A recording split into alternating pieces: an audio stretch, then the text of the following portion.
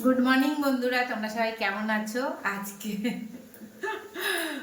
সকাল সকাল একটা জিনিস করছি। কালকে রাত্রে করার ইচ্ছা ছিল, কিন্তু শরীরটা ভালো ছিল না, তাই করিনি।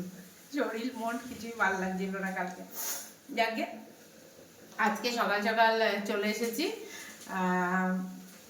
হ্যাঁ, নেই মামা থেকে কানা মামা ভালো।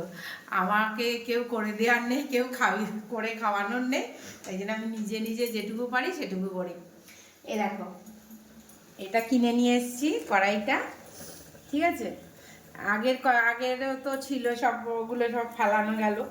যাই হোক, মাটির জিনিস রাখতে নেই, তো এই জন্য আবার এবছর নতুন এনেছি।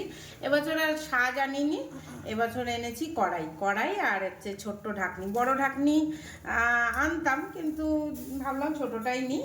তো দেখতেই পাচ্ছ কি, এবার ফোকাস কর। তো দেখতেই পাচ্ছ, ওহো, হ্যাঁ, কাঁচি পোড়া বানাচ্ছি। তোমরা এটাকে কি বলো আমি জানি না, সাঁচের পিঠাও বলে অনেকে। যাই হোক, আমরা কাঁচি পোড়া বলি। তো এখন তো আর সেই কাঁচি ঠাচি নেই। তো দেখো কেমন হচ্ছে, আমার তো মনে হয় যথেষ্ট ভালো হচ্ছে। কড়াই বলে একটু চ্যাপটা চ্যাপটা হচ্ছে, যাই হোক হচ্ছে। তো এরকম একদম ঝাঁঝরা হয়েছে, দেখেছো, যেটাকে বলে এই যে ফুটো ফুটো। তো আর এটা চলে যাচ্ছে। হ্যাঁ, অনেকক্ষণ ধরেই বানাচ্ছি, কিন্তু আদিত্য আসছিল না বলে তাই ভিডিওটা করতে পারিনি। এই যে 4-5টা বানিয়েছি। আর একদম কালকে রাত্রে 2 লিটার দুধ শুকিয়ে এইটুকু করে রেখেছি। 2 লিটার দুদিনের, ঠিক আছে। আর তোমাদের কার কার পছন্দ শীতে এই পিঠাটা, তো অবশ্যই কমেন্ট করে জানাবে। আর হ্যাঁ, গেল বছর খাওয়া হয়নি সেইভাবে, তো ভাবলাম যে এবছর একটু করেই নিই। 7 তারিখ আমার সত্যি কি জানি মন হচ্ছিল খেতে।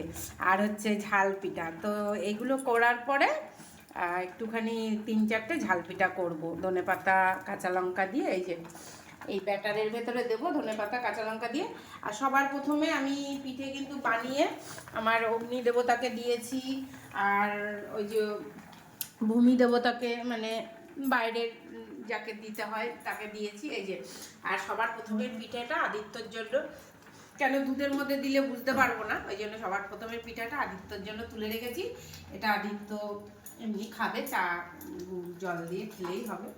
আর একটু এর ভেতরে দেবো গুড় এনেছিলাম 2 বাটি। দাঁড়াও তোমাদের দেখাই, যখনই বানাই দেখো এই যে এরকম করে মানে দেওয়ার পরে ন্যাকড়া দিয়ে ঢেকে দিতে হয়, ঠিক আছে। এরকম করে ঢেকে দিলেই জিনিসটা ভালো হয়। হ্যাঁ, আর এইটা হচ্ছে এই যে সরাটা কিন্তু এই যে জলের ভেতরে নামাতে হয়, ঠিক আছে। এগুলো ছোটোখাটো টিপস পিঠে বানানোর। তো এরকম 2 বাটি এনেছিলাম। 1 বাটি দিয়ে পায়েস খেয়েছি, তো তোমাদেরকে হয়তো দেখানো হয়নি সেই পায়েস। আর কয়েকদিন তো ভিডিও করছিলাম না, ভাল লাগছিল না, আর ছাড়িও নি ফেসবুকে। তো এখন আজকে আবার সোমবার, তো চলো এই যে একটা বাটি দিয়ে এবার এটাকে দেব।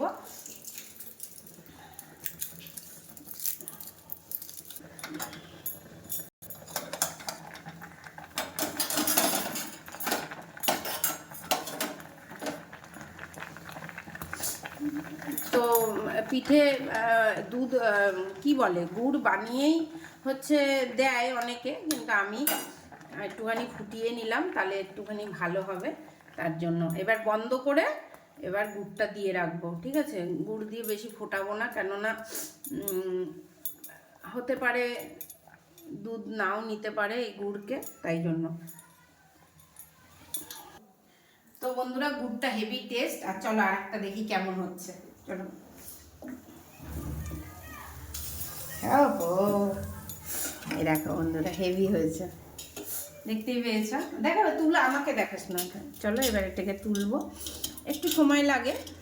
আর তেল দিলে তাড়াতাড়ি উঠে যায়, তো আমি বেশি তেল দিতে চাইছি না, একটু শুকনো শুকনোই করতে চাইছি। দাঁড়াও, একটু পরেই উঠবে। তো চলো, তোমাদের ভালো লাগলে একটা লাইক কমেন্ট আর আমাকে ফলো করে দিও, ঠিক আছে। টাটা।